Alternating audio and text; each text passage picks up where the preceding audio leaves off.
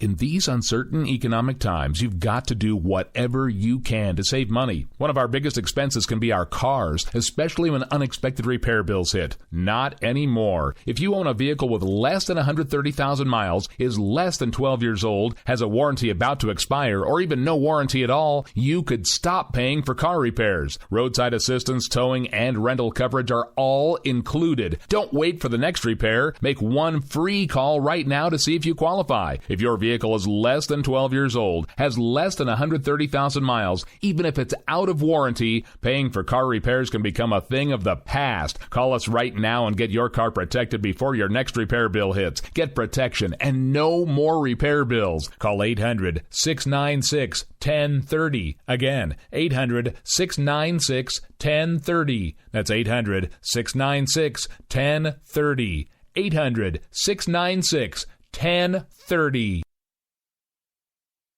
Joe had huge problems with the IRS. I knew it was coming. I hadn't filed taxes since 1990. All the IRS letters coming in added up to a nightmare. To get up to like $68,000, my heart started beating fast. It's like, there's no way, man. I mean, I ain't going to be able to do this. Then they stopped his paycheck. So that's when I started making phone calls and found U.S. Tax Shield. U.S. Tax Shield went to work immediately. They just took the bull by the horns. What blew my mind is he called the IRS right then and there. So why is U.S. Tax Shield A+ rated with the Better Business Bureau? Joe knows. They saved me a ridiculous amount of money. If you owe more than $10,000 to the IRS or state, choose the company Joe chose, U.S. Tax Shield. It was the best decision I made. U.S. Tax Shield is the way to go. Life is good. Thank you, Lord.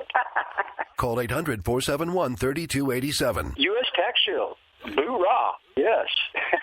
800-471-3287. 800-471-3287.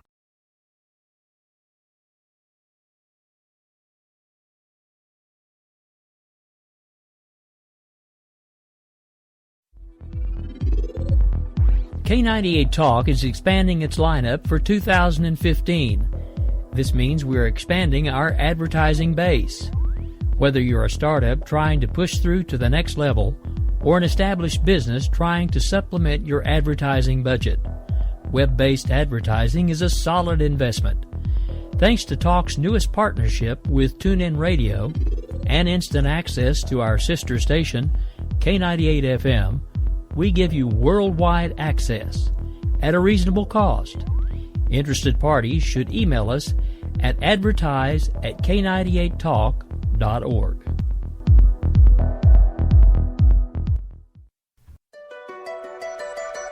The leader in talk radio on the Internet, right here on K98 Talk and the Spark Radio Network.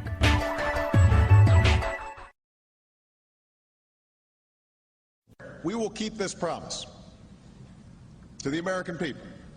If you like your doctor, you will be able to keep your doctor, period. If you like your health care plan, you will be able to keep your health care plan, period. This is the most transparent administration in history.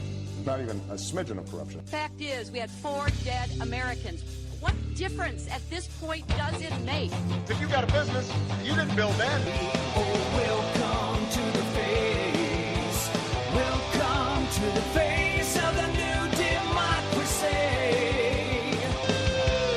Don't expect us to admit a mistake. We're paying off election debts to those who will take.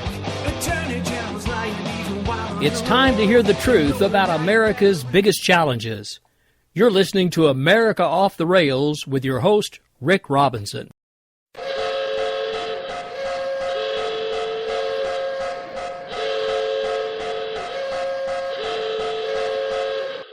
Ladies and gentlemen, may I have your attention please? America Off the Rails has been declared a conservatives-only safe zone. Only conservatives allowed from this point forward. Any liberal, socialist, butthurt, hippie, tree huggers, please exit the facility immediately. Again, attention please. America Off the Rails is now designated as a conservative safe zone only. All butthurt, tree hugging, hippie, free to be you and me types exit the facility immediately. Thank you. All right, folks. Well, happy Tuesday evening. It is just a little bit past the hour of 10 o'clock Central right here in beautiful downtown Oklahoma City. I am Rick Robinson. This is the host of America. I am the host of America Off the Rails. Now the one and only conservative safe zone. Thanks to all these liberal idiots around the world declaring colleges safe zones, I've decided to do the same thing. So from now on, if you're conservative, this is the place you want to be. If you're not, please find an exit. That's fine by me. All right, so this evening I am joined by a regular recurring guest with me here, Mr. Patrick Fernari, the author of Commoner Sense, Working Person's Guide to America. Good evening, Patrick. How are you, sir? I'm doing great, Rick. How are you doing? That's a bit of a loaded question right now because I kind of feel like I'm beginning to watch the end of the world and there's absolutely nothing I can do about it except for point, scream, and jump up and down and yell and nobody wants to listen. So I guess I'm okay, but at the same time, I'm not so sure. How about you? Well, I share those same feelings, Rick. It's a feeling of helplessness when you're watching things kind of disintegrate in front of us. I think politically, culturally, constitutionally, and that's just in America, let alone the rest of the world. Yeah, don't even get me started on the rest of the world. But yeah, so you reached out to me over the weekend and basically had asked me for any open air time, and I basically told you, of course, you're always welcome. So we actually have it worked out where you will be with us for the next 2 nights, basically tonight and tomorrow night, both live on America Off the Rails. Because basically you said you had lots to say about current events and everything else that's going on. So I guess if you don't mind, I'm just going to kind of let you get right to it because we got a bit of a late start because the show that was on behind me ran a little long, and I don't want to keep you on for any longer than your scheduled time slot, so because I don't want to keep you up all night. But at this point, without further ado, why don't you give folks your impression, because they've already heard me talk about this enough, and I've been ranting and raving about it for the last several days, because that's pretty much, I mean, like I said, right now I feel like I'm jumping up and down, flapping my arms, screaming, yelling, saying, are you guys not paying attention to what's going on around here? And everybody's looking at me like I'm the crazy one. So take it away, I guess. Well, I think to a large degree, President Obama's chickens have come home to roost, Rick. I like said, what you did there. Sorry? I said I like what you did there. You used whatever right line against it. I predicted it before he was elected the first time that they would, and here they are. When I talked to you last week, it was I believe it was the day before the attacks in Paris, and it sounded a little harsh what I had in mind as far as leveling Raqqa, Syria, if that was the true headquarters of ISIS. As I said, there would be collateral damage, or civilians would be killed. And we've tried to avoid that at all costs. And now you're seeing that Russia and France have taken the gloves off, and they've said, okay, ISIS, if you've claimed a territory that's the size of Great Britain and you're collecting taxes and you claim you're a country, we're going to bomb your country. And I'm glad they've had this reaction. We have a president that goes out of his way to defend Islam enthusiastically with a lot of heart and passion, and none of that seems to transfer over to his defense of America. He's very lackluster and weak on that, as we saw with his last speech. And the progressives and the liberals are kind of caught kind of a tornado of circular logic, where Obama is very aggressive at going after an organization such as Little Sisters of the Poor, or a pizza shop owner. But when it comes to the real threats to religious liberty, such as oppressive culture and religion, such as Islam is turning out to be in many parts of the world, he's always standing up front, being the first one to defend them. It's I think it's actually a constitutional crisis, Rick, because he's not doing what his real sole job is when he was sworn in as president, to uphold the Constitution of the United States and protect its citizenry and Americans in general. And if he was a Republican president, of course, we know that the Democrats would have started impeachment proceedings long ago, but we're not allowed to do that with a Democrat president, let alone one like Obama. Okay, well, I take that a step further. I think if this was a Republican president, they would have already started trying to press charges for treason and had him shot. Well, I mean, I don't think it would have happened, but I think they would have tried to push it that far. But, Well, go ahead. No, I was going to say, you bring up some interesting points, and this is one of the things I keep finding myself in the same argument over and over again with not only liberals, but more of like the libertarian mindset folks who, were like, well, what's the big deal about us bringing over some refugees? And, and they keep pointing to, well, back in when the English first came over to America, the indigenous people didn't kick them off. And I'm like, that's a really poor example if you really want to follow that the rest of the way through. Because, yeah, they were nice to us. They accepted us. And, I mean, some of my ancestors are Native Americans. But at the same time, by them opening their homes to us, they basically ensured their basically eventual near subjugation and almost complete extinction. So, yeah, I mean, if you're okay with that, with running the risk of that possibly happening to us, then yeah, sure. Why should I have a problem with us bringing over folks that might want to kill us? And then there's the argument of, well, that's only 20%. I mean, I saw a tweet about this today where what's the big deal if 20% of the Islamic culture wants to kill us because when I had a parasite, when I drank tainted water, I had a 20% chance of dying and I'm still here. And I'm thinking, okay, so let me hand you a bowl full of M&Ms and 20% of them are poison. And you feel free to start eating those and see how well that goes for you. I don't know, but well, I think what a lot of people don't understand, and the progressives use this tactic quite well. They trade in the currency of guilt. That's not who we are stuff. If I hear that one more time, I'm just going to go crazy. And also, they rely on the voting on the electorate having a fairly short memory. Our history of immigration before the Kennedy-Johnson administration was actually quite restricted. I think people have a view of this unending wave of immigrants and huge numbers from other countries that helped to populate and grow America. That's true to a certain extent. And it's a wonderful story, but the rules that are actually on the books were more the rules that you would have found in other countries during the period.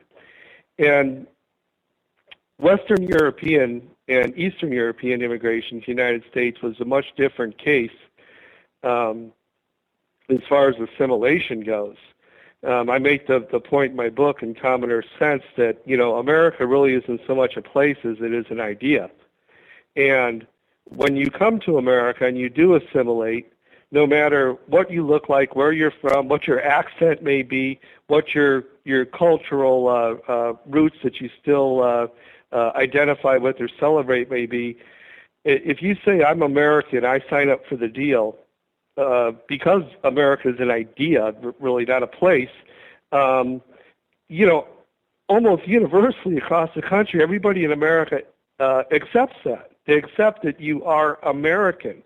That's not true, really, in other countries, Rick. They accept immigrants. They do come to their country, even if they do assimilate fairly well. Many, particularly in European countries, many of them still consider, well, are you really Dutch or are you an immigrant that lives in Holland? You can't really become Dutch. You can't, as I said in Commoner Sense,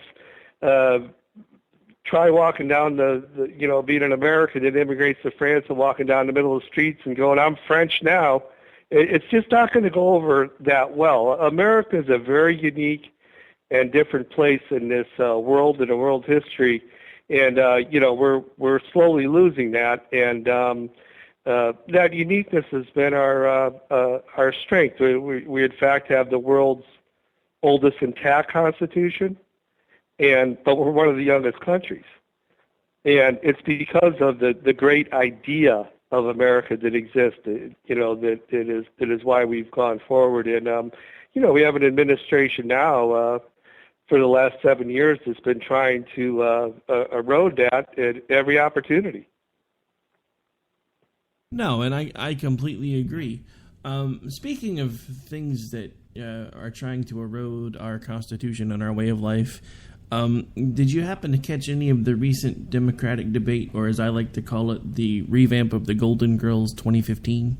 Because, I don't know. When's the last time you saw anybody that old and wrinkly on a Saturday night on primetime TV? Oh, my gosh. A geriatric jerk, the Wicked Witch of the left, and the other guy. I mean, my gosh, Rick, I couldn't do it. I couldn't watch it. I watched some of the so-called highlights, and those were excruciating.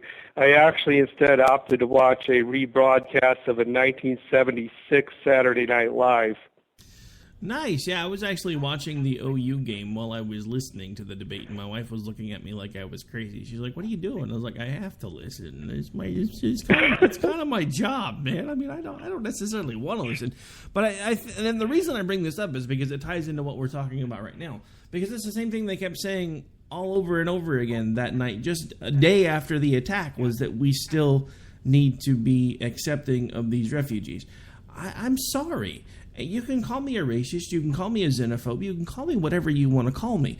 But the simple fact of the matter is, until we can find a way to validate that the people that are coming into this country from that region of the world are not wanting to do us harm, we don't need to take any of them. And let's look at it from an economic perspective for a moment, because it would be much less expensive and much easier for us to relocate them to another part of the world within that same region than it is to bring them all the way here. So if we're really looking at this from wanting to help these people and do the most possible good for them, why do they need to come here when we can move them elsewhere for less money and move more of them without it being a problem? Except for the fact that this has become the next political football, because everybody's now looking at this with their feels, instead of looking at it like rational human beings and saying, look, it may only be 20% of the Muslim population that wants to kill us, but that 20%, because it's a very large group, is more than the population of this entire country. Let that sink in for a moment. Just saying. Well, the much talked of xenophobia in America is a total myth manufactured by the progressive movement to one degree or another, using different events in a timeline of the last 110 years to pick out different things and claim that we're this unbelievably racist, oppressive nation that for some reason everybody wants to come to. Nothing could be further from the truth. You never see an American light up so much as when someone with a different accent or is obviously from out of the country meets an American, and the American starts grilling them. Where are you from? What's it like? What's going on? Americans are among the, almost to a point, a naive point in some cases, of being very interested, very nice, very kind, and very accepting to the other. They are not afraid of immigrants or people from different parts of the world. It's a manufactured epidemic that the liberals claim exists. It just doesn't exist, Rick. It's not true. Well, no, I'm not saying that it does, but you would be surprised. I even have friends that consider themselves libertarians that are calling people that are saying that we shouldn't be taking these refugees until we know more about what it is that even if it's a minority of them, we need to make sure that we're able to vet all of them. And I have seen them throw around that word on Twitter a dozen, if not more, times, calling people xenophobic just because they don't want to take on the refugees. Here's my point to everyone who wants to call me a xenophobe because I'm a Christian who says we probably shouldn't be taking on as many of these Islamic refugees as people are saying that we should. The other neighboring Islamic countries are refusing to take them for fear of them creating terrorist activities and events.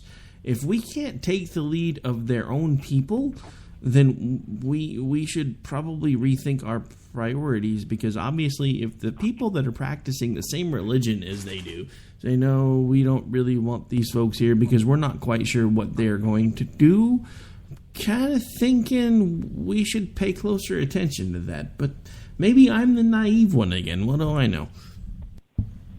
Well, two things there, Rick. One is they should take them when they have their pilgrimage to Mecca, for example. Saudi Arabia goes out of their way to set up 1 million tents, or enough tents for 1 million people. So they ought to keep them up and, house a few people.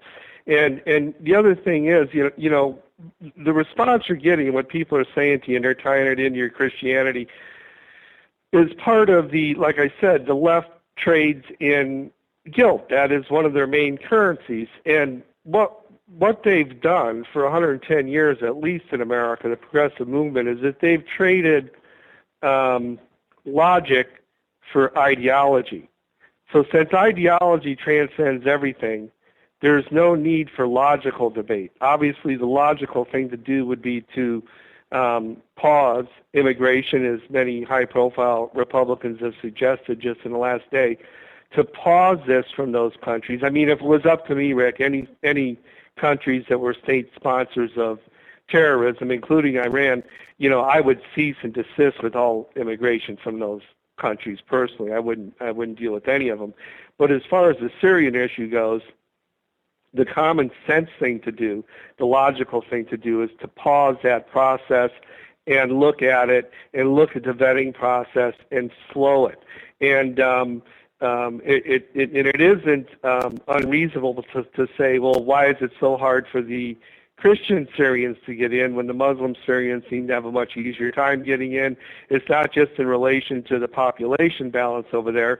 They seem to have had a much rougher time. So, again, we have an administration that is completely in support of Islam for some reason. It bends over backwards to say, look, we're wonderful, we're nice, we're accepting, this is who we are. Those type of things, those platitudes that mean absolutely nothing. It's very much what Donald Trump said: either we have a country or we don't have a country. And right now, we have the slick president that was supposed to be the great communicator that has said nothing since his campaign and now into his presidency for 8 years. And we have the person that people say talks like has a fifth grade vocabulary, supposedly the carnival clown or circus clown, that is actually the one that is putting out things that have real substance. So this is a very, very strange time in American politics.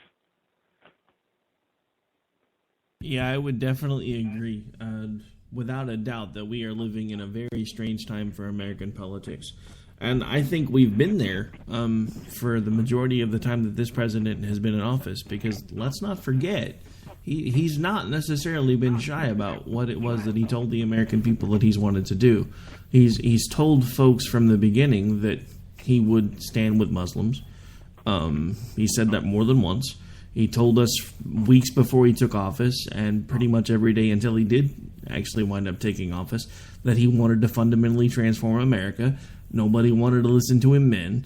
He's told people that if he couldn't get Congress to do the things that he felt Congress needed to do, he would do an end run around them and do it anyway. After he told folks that he couldn't do that type of stuff because he wasn't an emperor, he was the president. So, I mean, the simple fact of the matter is he's not been shy about telling people exactly what it was that he was going to do. And I think we need to pay really close attention to what he's saying now, because he will not and he cannot acknowledge that, one, these are actual Muslims, and two, that these are terrorist attacks. Because if he does, none of that fits with his narrative, and none of it fits with what he's been telling people for the last 7 years. I mean, for God's sake, the day before this attack happened, he went on national TV, lied to the American people, and tried to tell the American people that ISIS was contained. I'm sorry, I think France would disagree with you, Mr. President. The very next day, they didn't look very contained to me. That was one of the most well-organized, well-orchestrated terrorist attacks that we've seen since September 11, 2001. So you cannot tell me that they're contained. You can tell yourself that when you're looking yourself in the mirror all you want to, and you can make yourself believe it, but you need to stop lying to the American people, Mr. President. And yes, I know, you don't listen to this show, although we have been getting a lot of listens from Maryland lately. I have a feeling the NSA might actually be starting to tune in. Just saying. Well, this is all part of I've stopped asking myself why, what the reasons are when it comes to Obama, his lies, his attitude towards America. I think that's been covered very well, and a lot of things come up, whether he is America's chief saboteur, is the way that I look at him, or if he's just trying to do a Cloward and Piven, Saul Alinsky type of move where he's going to overload the system, whether it's immigration or other systems, just to facilitate the fundamental change in America. I don't care why anymore. I do see the results of his lies and of his actions. And like I said, if it was a Republican president, obviously they would have run him out of town on a rail by now. If we had a parliamentary system, he would have gotten a no confidence vote by now. If he was the CEO of a large corporation, he would have been thrown out years ago. Okay, but he is who he is. They won't do it. They're all afraid of him for whatever reasons. So like you said earlier, you're going to be called a racist or whatever it is. And I think it is an actual crisis. I mean, when you look at the way that he let the border be infiltrated just a year or so ago by children, people coming up from Mexico, Central America, etc., and then put them on planes and buses and ship them all over the country, as he does with the Syrians, doesn't even let governors of states know that they are getting these people.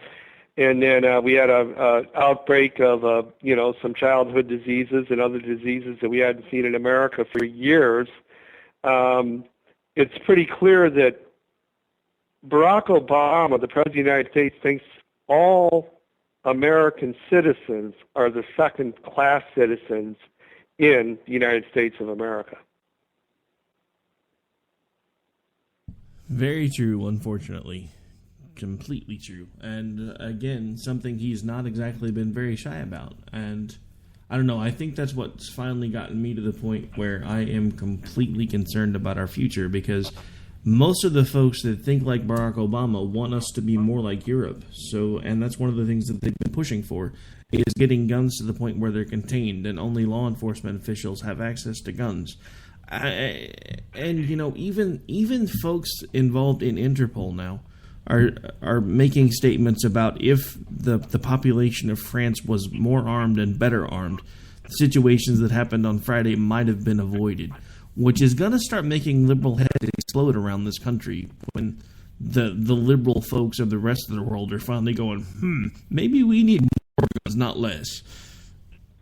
I don't know. It just seems like the rest of the world is kind of slowly turning where we were, and we're trying to get where they are now. And I don't understand. I mean, are we going to turn into the Europe of World War II, where now Europe is going to have to come over and save our butt instead of vice versa? I'm kind of thinking we may head in that direction.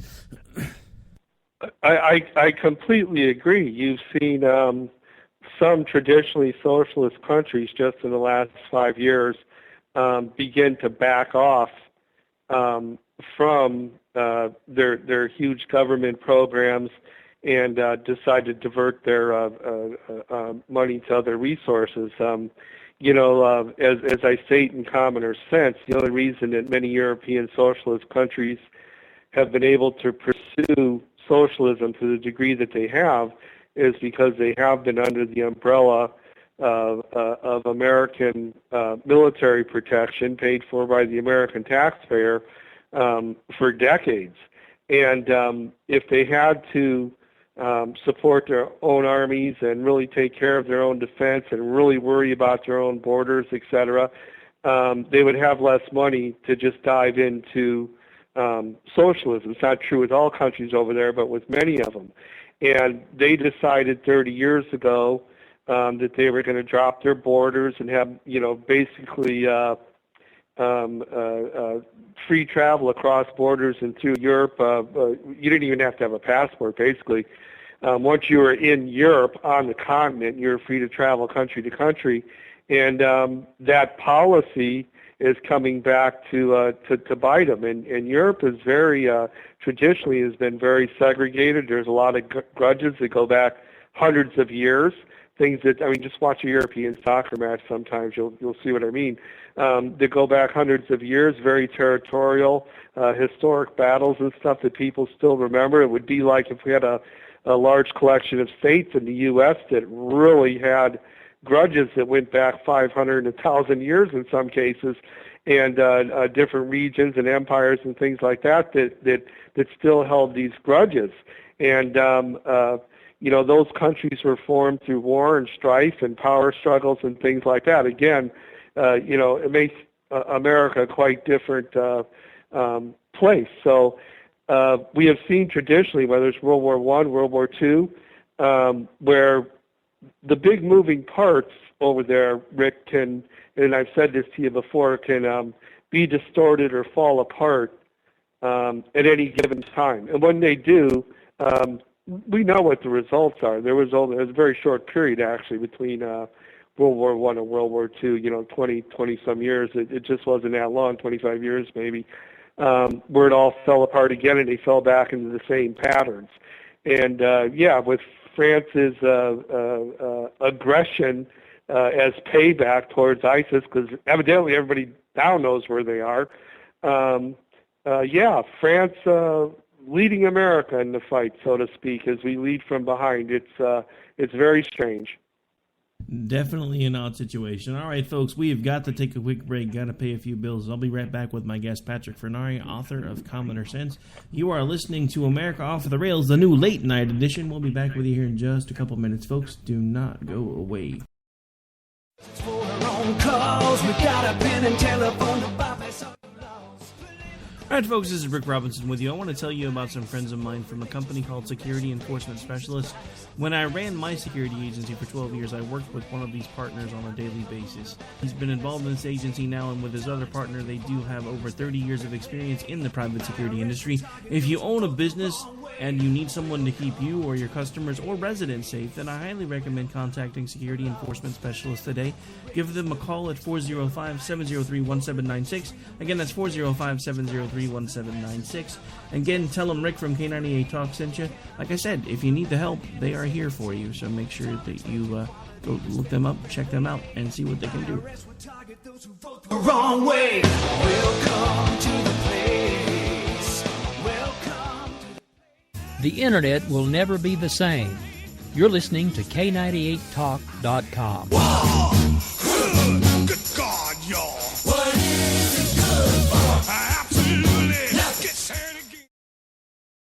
When our water heater broke down last month, it was a nightmare. It took 5 hours for the plumber to show up, and he charged us a couple of $100 just to come out. And then it cost another $1,800 to put in the new water heater. By the time it was all said and done, I felt like I'd been taken. But what else could I do? The smartest thing you can do is get a home warranty from American Residential Warranty. Their home warranties pay to repair or replace all your major appliances when they break, and they will break, and at the worst possible time. Call American Residential Warranty right now for free information on home warranties starting at just pennies a day. Don't wait for your refrigerator to stop running or your ceiling fans to stop turning. Call American Residential Warranty right now. Ask how you can save up to 50% on washer and dryer coverage. Just call 1-800-513-6154. That's 1-800-513-6154. Again, 1-800-513-6154. Call now. Tired of paying outrageous prices for Viagra? Well, we have great news for you. Now you can finally get Viagra at huge discounts. Healthy Man allows you to save up to $500 on Viagra. Why pay U.S. pharmacy prices of $15 per pill or more when you can get Viagra for less than $3 a pill? Call today and get 40 Viagra pills for only $99. This can cost as much as $600 at your local pharmacy. You can't afford not to call us. If you want Viagra at the lowest prices, never pay $15 $3 a pill pharmacy prices again. Get Viagra for less than $3 a pill. Call 1-800-516-7602 today and save up to $500 and get 40 pills for just $99. Healthy Man is fast, easy, and affordable. Operators are waiting at 1-800-516-7602 to take your call right now. Call 1-800-516-7602. That's 1-800-516-7602. Again, 1-800-516-7602.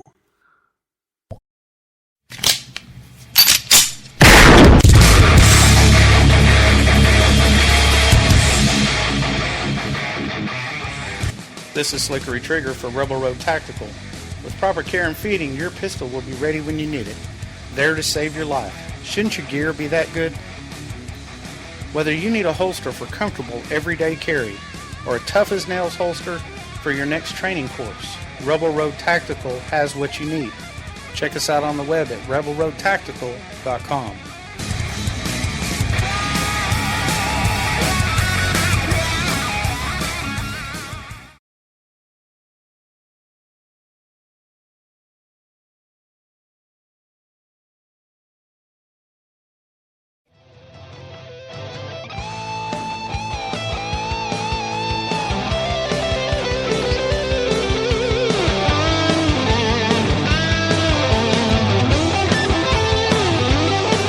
All right, folks, we are back. We are live. This is America Off the Rails. I'm your host, Rick Robbins, and again, joined by my regular guest here, lady Patrick. At this point, I almost called you a co-host, but you hang out long enough. We might want to talk about that at some point. But anyway, so I am joined today by author Patrick Furnari, author of Common Sense, Working Person's Guide to America, who is a recurring guest on the show and actually was just with me last week. Will be with me again tomorrow night, and then will be with me on a segment on the WNJC show on Thursday. So before we left, Patrick, we were kind of talking about this topsy-turvy world that we live in, and it seems like, just from being myself a student of history, it seems kind of odd because it seems to me that there are a lot of parallels between now and World War II, although it does seem like things are happening on a much more accelerated scale, except now the interesting thing is it seems like France has kind of taken the role that we had, even if it is a bit reluctantly, much like we were in World War I, World II, and now we're the ones sitting back on our hands going, we don't really want any part of this, and everybody should just get along, sing Kumbaya, and hug a tree. I'm at a loss. Well, it took 17 months for the world, let's say France and Russia at this point, to get around to taking out 10% of the 1,000 oil trucks that ISIS has running around and start to affect their income. I don't know why it took that long. Obviously, and again, I'll just go back to the person everybody is saying doesn't know what he's talking about. This isn't necessarily my support of Trump. I'm just saying it's pretty stunning that he's been saying, well, you have to go after the oil, you have to go after the oil, and now they finally are starting to do that. And I also heard from I think it's a guy named Holden, something like that, the Obama administration, that was talking about that one of the things that the Obama administration wanted to do is to get Assad to stop buying oil from ISIS. And now we've been fed the narrative that Assad is fighting ISIS. So there's a lot going on over there. France has been thrown right into it, as you say, Rick, and things in Europe traditionally have changed very quickly. It is like the late 1930s on steroids. I agree, there are some significant parallels, and that was a dangerous time. And what most, Americans, we're a little bit victims of our own success, in the sense that on the timeline of history, and you know history well, but let's say the last 5,000 to 7,000 years, I always call it so-called civilization today and then, but even in reference to today. It's hard for me just to say that we now have civilization because it's very tenuous. And really, as far as civilization or a so-called civilization goes, World War II just actually happened in that time frame just a few seconds ago. And now you have people running around going, well, even the Pope saying this is kind of like a slow rollout of a World War III. He's not wrong about that. And France is certainly justified in the way that they're reacting. And I just wish that we would have done that when we were in Iraq, and we would have left some troops there. And when ISIS stepped 6 feet over the border into Iraq from Syria, that Obama would have smoked them, because the event in Paris the other night, as many the other atrocities committed by ISIS, probably would have never happened. So it's a harsh lesson, but it's not one that a person like Obama will learn. And I'm glad that the French and the Russians actually are doing what they can right now. You know, and I agree. I guess the only thing is, I liked what the French president had to say. I liked that he took an action. I was a little disappointed to see that, at least I think the first round was only, 10 planes, 20 bombs. I'm just thinking, if it was me, I would have thrown everything I had at him and turned the whole place into glass. But that's just me. But, you know, it goes back to that thing that you were talking about a second ago, where if hindsight were 20/20, we should have had a president that would have left troops in Iraq, and actually, as soon as the extremists started acting up, just basically pounced on them and obliterated them. I don't know how much TV you watch down where you are, but I happen to be a really big fan of Gotham, which is the prequel situation to Batman. And there was an episode that aired last night where I saw the same kind of thing playing out on a much smaller scale. Jim Gordon has been struggling all season with basically whether he was going to be the law and order cop or do things that he felt had to get done to make sure that the city was safe. And he actually chose what, in his mind, was the proper decision last night, and actually arrested a serial killer, Mirandized them, all of the above. And then at the end of the show, the serial killer, who actually turned out to also be a cannibal, actually attacked one of the police officers in the police station and basically chewed on them until they died, while other folks were like beating them over the head with their nightsticks and everything else. And it's just another one of those interesting parallels where, from the perspective of the writers, Jim did the right thing. He followed the law, he followed the rules, and he took the guy in. But, you know, and this is going to be one of those times when people are going to look at me like I'm crazy again. But if it were me, because there was a point where he was struggling, and he was, am I going to kill this guy or am I going to arrest him? I would have pulled the trigger. I'm just saying, because I'm one of those type of people where I can typically kind of see where things are going a couple of steps ahead, and I knew that if he didn't, something bad was going to happen. And that's the same thing that I've been saying about all this stuff with Iraq and Syria and everywhere else, was, you know, if I had my druthers, we would have stayed in there and done it right and gotten it done. But we can't anymore, because some nozzle about 40 years ago, actually a little bit earlier than that, decided that to try to keep World War III from happening, because World War I was the one they thought was going to end it all, and then a few years later there was another one. They started intertwining all the world's economies, and everybody wonders why nobody fights wars to win anymore, because they can't. Because if you actually fight a war to win, eventually you're going to cripple your own economy, much less all the other ones around you. It's why we have not won a war since Vietnam, because we can't. So that's kind of the same problem that we keep finding ourselves in over and over and over again, is we can't fight a war to win anymore, or eventually we wind up hurting ourselves. And I think, unfortunately, that's going to be the same problem we're going to find ourselves in now, is no matter how much we want to wipe these people off the face of the earth, simple fact of the matter is we really can't, because at some point it will start hurting everyone else's economies, and Lord knows our economy's in bad enough shape, so I honestly don't know how to fix it. So this was a really long-winded way for me to get to a question for you for the last part of the show. Let's pretend for the last few minutes that you were president and you were the one calling the shots. What would you do to fix the mess? Well, first of all, as I mentioned to you before, all the normal and conventional decisions that would be made in the course of the events we've been talking about don't matter anymore, because all their decisions that should have been made 2 and 3 and 4 years ago. So now whoever becomes president is going to face not only a complicated situation, but one with limited choices. But I would definitely do something beyond, what was, supposed to be shock and awe when we went into Iraq.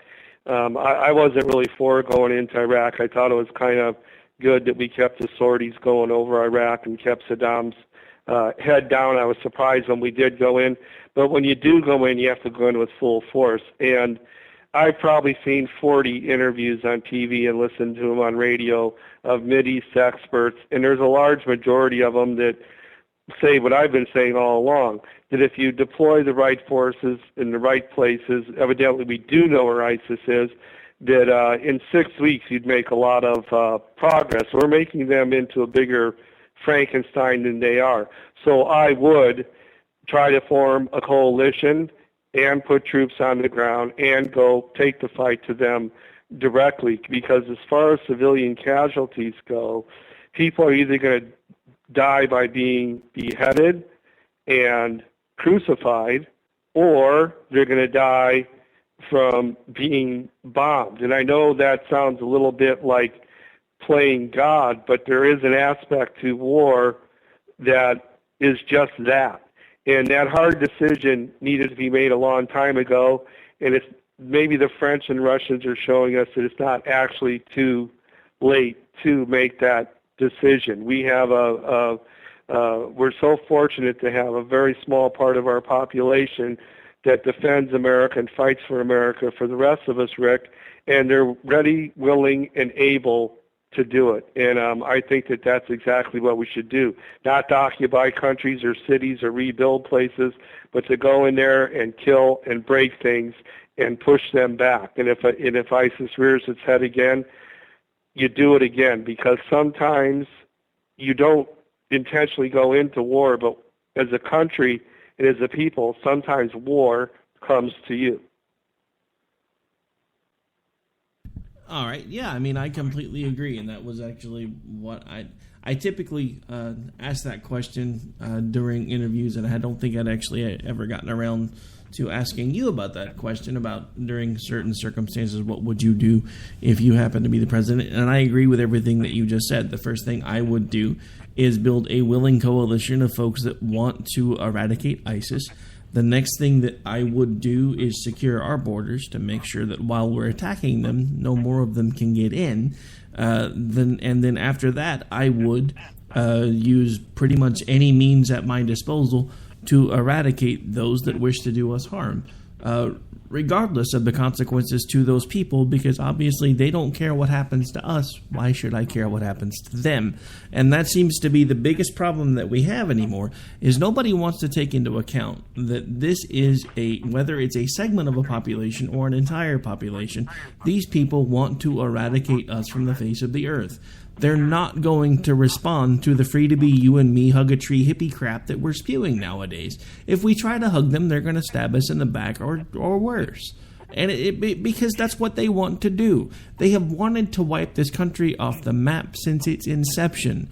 There are historical documents of people that were involved in the founding of this country that were dealing with Muslims back then, who were then referred to as the Mussulmans, who wanted to obliterate us because of the fact that our religious views were different than theirs. This is not something that's ever going to change. We're not going to be able to win friends and influence people. We're going to have to make a decision at some point. It's going to come down to, at some point in time, we're going to have to decide, are we going to survive or are they? And so far, we're saying it's going to be them. And I don't much like that decision. Well, it's a 1,300-year war is what you're talking about, and between East and West, and to a degree, obviously, Islam and Christianity, but let's just say between East and West.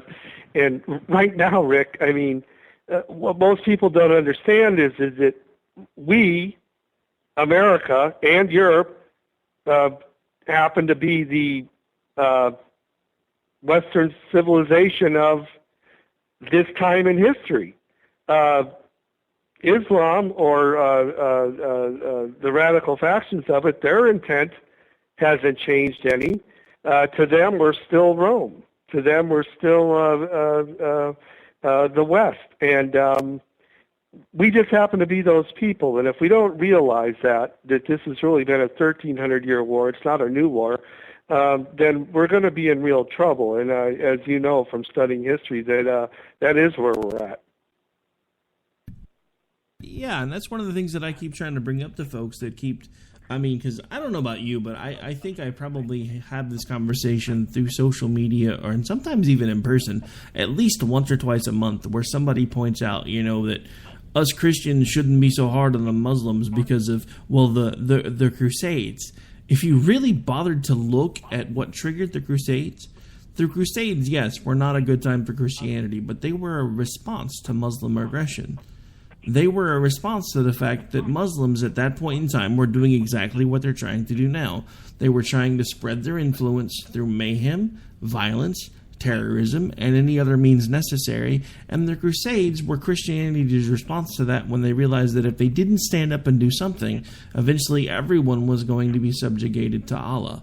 And I don't know about you, but I don't really want to spend 5 times a day with my face in the dirt. That's not how I pray. I'm just saying. No, I do agree with you, and people don't realize the brutality of, like I say, so-called civilization in the history. You talked at the beginning of our interview about immigration and how people might not assimilate and things like that. I think both of us would agree that, for example, the Inca civilization was a great civilization, okay? But what they used to do is they didn't start out, obviously, as big as they ended up. What they used to do was go into smaller places, villages, and areas, and there'd be 2 guys making some pottery, and they'd say, hey, you guys want to make Inca pottery? You guys can be part of the Inca thing. And they'd go, no, I don't want to. And they'd take one of the guys, and they'd cut his hands off, and they'd look at the other guy, and they'd go, what about you? You want to make pots for the Incan Empire? And he'd go, sure. And you know what? That is the real history. That's the real brutality that has brought us to this point. And somehow America and a large part of the world think that we live in some kind of a sanitized world, and it's just not true, Rick. And we're going to have to take the gloves off. We're going to have to get serious because it is about our existence as a country and as a people and as a civilization. Yeah, and it goes back to something that we talked about at the beginning of the show, because there are a vast segment of the population in this country right now today that think that we should do exactly what the Native Americans did and welcome the new immigrants with open arms. And I keep going back to the same problem in my head because I keep looking through that time frame and looking through the documents and the history and everything else and go, do you realize what it is that you're saying is okay when you say, well, the Native Americans welcomed Europeans with open arms, why shouldn't we welcome the Islamic refugees with open arms? Did you not pay attention to what happened to the Native Americans? It's just one of those things where, we're watching it play out right in front of our eyes, and it's terrifying because, you hear phrases like, those who do not understand history are doomed to repeat it. It's one thing to hear it. It's another thing to watch it unfolding in front of your face and be able to do absolutely nothing about it. That's an excellent point because it is repeating and it is happening, and I'm sorry, but you don't have to be a rocket scientist to figure it out. It's happening right in front of us, as you say. Yeah, as one of the hosts on this station likes to say, it's not rocket surgery. Right, exactly. But yeah, it's just one of those things, and I understand that there are people that are idealists and they want to see the world through rose-colored glasses and they want to believe that everybody always has the best of intentions. But I'm sorry, if you look at our history, we are not nice people. We have never been nice people. We hide it well. And there are those of us that stand out and are magnanimous and do the right thing. But as a group, we suck. As a species, we're not nice. We move into places, we rule, we kick people, we break things, we kill them. That's what we do. If we want something that somebody else has, we usually find a way to take it. You see it happening in corporate America. You see it happen in the news all day, every day. And let's just face it. It's time for us to realize that the only thing that separates us from the animals is the fact that we have the ability to make decisions, and we can decide whether it's going to be us that continues to show the rest of the world what we are like, or we can let other folks tell the rest of the world what we should be like, and then we're going to wind up being subjugated to those people. And I, for one, will not go down without a fight. I don't care. You can call me whatever names you want to. America was founded on freedom. I'm tired of seeing all these pictures and news stories about all these folks that are involved in the Islamic movements talking about how freedom can go to hell because Islam's going to rule the world. If Islam rules the world, we will already be in hell, so I'm not going there without a fight. An offshoot of the religion of liberalism is political correctness, and it is basically an entry point into as big of a death cult as anything could be, Islam or anything else. This is how it starts. Hitler was in Germany, was closely aligned with Persia. It used to be called Persia. Became Iran, which is basically Persian for Aryan. And this is where it starts, and we all know where it ends, as you were saying. So our political correctness will be the death of us, and it's like I say, an offshoot of liberalism. It's kind of its own religion on its own, and it's nothing that we can survive if more than half the country practices it, believe me. Hello. Sorry, I had a technical issue there for a second. My mic didn't want to come back on. All right, so at this point, we have actually already, again, my friend Patrick, come to the end of yet another hour of radio. I don't know where the time goes when I have you on. I should just have you on all the time, because it's like we're on for 5 minutes and it's over. But anyway, as we do every day, or every time you're on, go ahead and remind folks again where they can choose to, if they choose to interact with you, where they can find you, the title of your book one more time, where they can find it, all that fun stuff. Okay, it's the title of the book is Commoner Sense, The Working Person's Guide to America. You can also follow me on Twitter @FernariSense, and you can read many columns that I have on Magic City Morning Star by going to magic-city-news.com, and follow me on Facebook, and there's plenty of radio interviews and links to columns and things like that on there. So I really look forward to the feedback I get from readers and listeners. All right, folks. Well, since I didn't do it at the beginning of the show, I want to give a quick shout-out to the affiliates. This show can be heard every Monday through Friday right here on our home network and station, the Spark Radio Network, K98Talk.com and .org. Then we have AMFM247.com, where this show can be heard every Monday, Wednesday, and Friday at 1 Eastern. Then we have the Leading Edge Radio Network, where this show can be heard every Monday through Friday at 7 in the morning. I believe that is Central. Then we have Red State Talk Radio, where this show can be heard every Sunday at 6 a.m. Eastern. Oh my God, is that early? And I've actually started doing a live broadcast over there. So it's kind of just grab some coffee, hang out with me. Life's good. All right, and then of course we have SHR Media Monday, Wednesday, and Friday at 11 Eastern in the morning, and then we have High Point Radio out of New Jersey in Montauk, and then our WNJC 1360, where the show can be heard right now every Thursday at 2 Eastern. We are in negotiations for 5 days a week and trying to get all that worked out.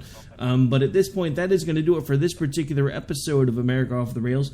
I will be back with you again live tomorrow night with, again, Patrick Fernari, who's going to come back and do a double shot with us, and then we're going to record a segment that goes out on that WNJC 1360 show, so make sure you guys tune in for that on Thursday as well.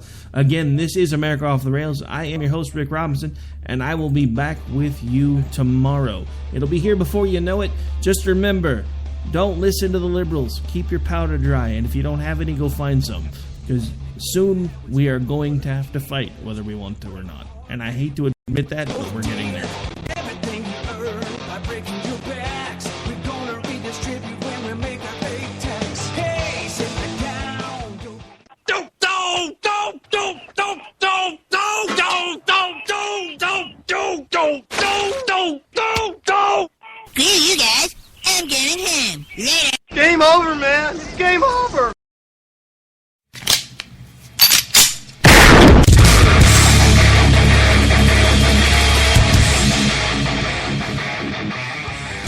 This is Slickery Trigger for Rebel Road Tactical. With proper care and feeding, your pistol will be ready when you need it, there to save your life. Shouldn't your gear be that good? Whether you need a holster for comfortable everyday carry or a tough-as-nails holster for your next training course, Rebel Road Tactical has what you need. Check us out on the web at rebelroadtactical.com.